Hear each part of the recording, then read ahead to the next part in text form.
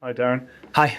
First of all, just team news, what the situation is. And with Mazraoui and Burmo, could one of them potentially feature this weekend, or would you give them some time off? I don't think so. I think it's too close a turnaround, so we'll have the same players available for the game as we had against Burnley, so no new additions. And Bryan and Nus will be not available for the game. Grimsby was the low point of the season in the Carabao Cup. This is a club synonymous with cup success. So how important is it to have an FA Cup run and this competition? That's an important competition, and Manchester United's about winning trophies, and I think we've had good success in the competition in recent years. Won it a couple of years ago, lost in the final. It's an amazing competition. It's the first trophy that I won as a player. It's a special tournament, and as in with the season so far, not in Europe, out of the League Cup, it's Premier League obviously, but it's the FA Cup's a trophy that we should be vying to win and giving ourselves every opportunity to win. Thanks, George. Afternoon, Darren. Hi. You've been really open about some of the conversations you've had with different players so far this week. Just wonder if you've had a chance to speak to Kobbie, just because there's been so much speculation around his future because of lack of game time. But overall, how is he? How has he been doing?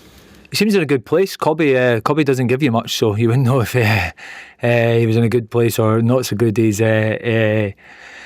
He's like that. That's his natural way. But I know him well, and I've known him for a long time. And I've seen him around the building and around different places throughout the season. Not so much about the building, but you see people around. And I've had conversations with him in general. But he's in a good place. I know Kobbie, and I think he knows me, and he knows Travis Binnion, so he's comfortable with his environment. So he's in a good place. He's trained well, and as I said, he's hard to read, Kobbie. So that remains to be seen. Thanks.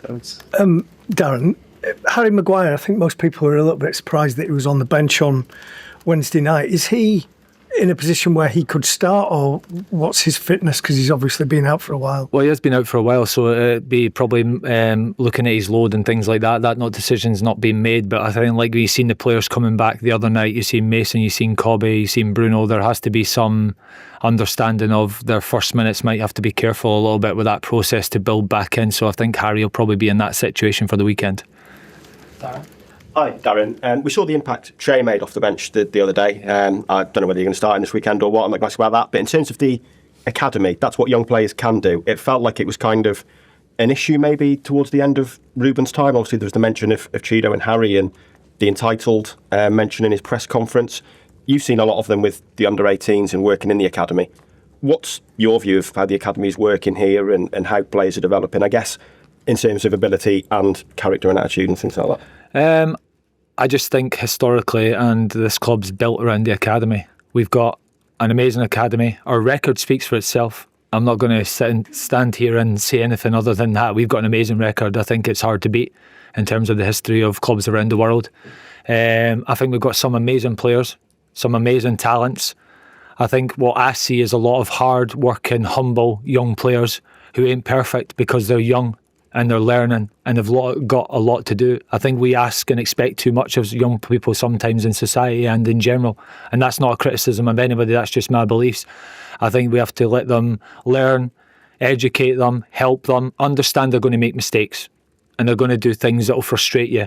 But through time, with good guidance of coaches, family members, players in the first team squad, all of us play a part. That's our role, that's our jobs of developing them to be Manchester United players and Manchester United people. So all I can say is my workings with those players as individuals and in general throughout the academy, I deal with hard-working, honest, coachable, super talented kids, and we've got a lot of talent in our academy, and hopefully they can showcase themselves like Shea did when he came on against Burnley and so close to scoring a fantastic goal. Well, Darren, you were speaking on Wednesday night after the match about the fact that you're learning about the confidence levels of the players, particularly when it came to not holding on to that lead. What have you done this week to try and sort of restore that confidence? What techniques have you used? Is it meetings? Is it showing them videos of the past, or how have you tried to do that?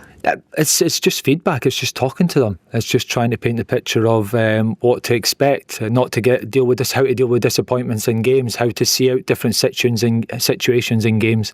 It's been not a lot of time to practice it, so video. We'll review the game against Burnley, and there's some key details in that we'll try and improve on. I think it's a constant thing that evolves over time for me. It's conversations, it's video, it's coaching on the training ground. It's dealing with learning from new experiences that happened within game and growing and building as a team and developing confidence and going on a run where you deal with those situations. But handling disappointment in football is everything, on and off the pitch, different situations in the game. And it's recognising and understanding that you've got 90 minutes to rectify things and nothing's going to be perfect.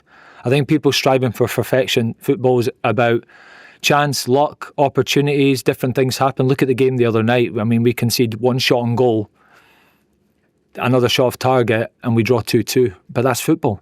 We have a disallowed goal, which is unfortunate. Things happen in football. You've got to be able to deal with them constantly and just keep believing, well, there's 90 minutes on the clock, that you can change it around. James? Darren, just going back to the Burnley game, there was an incident that was missed by the referee in the VAR where Kyle Walker stamped on Patrick Dorgu. One, can I ask your reaction to that incident? And two, Patrick probably admirably didn't react, but we're in a situation where the players are actually feeling they maybe need to react to get the referee and the VAR's attention, because had he milked that moment or rolled around, he probably would have ended up getting Kyle Walker would have probably ended up being sent off. So like Kyle Walker did when Leacher didn't touch him, yeah. That's sort of the territory we're getting into just now. But Patrick's such an honest guy, he's never going to do that. It didn't look great from Kyle Walker's point of view, but I like Kyle and I know him as a person, so I hope the intent was to get the ball. Patrick thought his intention at the time was Kyle tried to get the ball and made contact with him, so that was his understanding of the incident in the moment. For me personally, I think VAR should have looked at the goal disallowed, which was ridiculous, so they should have been looking at that for me. And as you say, if they don't, you're just going to encourage players making massive dramas out of things and being theatrical, which is what we don't want in the game. I don't want that from my players. I'd strive my players not to do it. But them two situations probably were massive influences on the game the other night, so it shows you how influential it can be. Gaffer? I was just wondering if you've had the chance to speak to Sir Jim Ratcliffe this week, any conversations with him just about the vision of the club and also your own future? I've not, no, and again, the process here works. I speak to Omar and Jason. That's how the processes work. For me, I've been focusing on the job in hand, preparing the team for these two games. There's been no thoughts or conversations about my future. Honestly, the people in Jason and Omar have given me full responsibility to take control of these two games, make my own decisions, lead the team, guide the team, prepare the team, and that's what I've been doing. There's been no conversations with anybody outside of those two people in higher up positions in the club.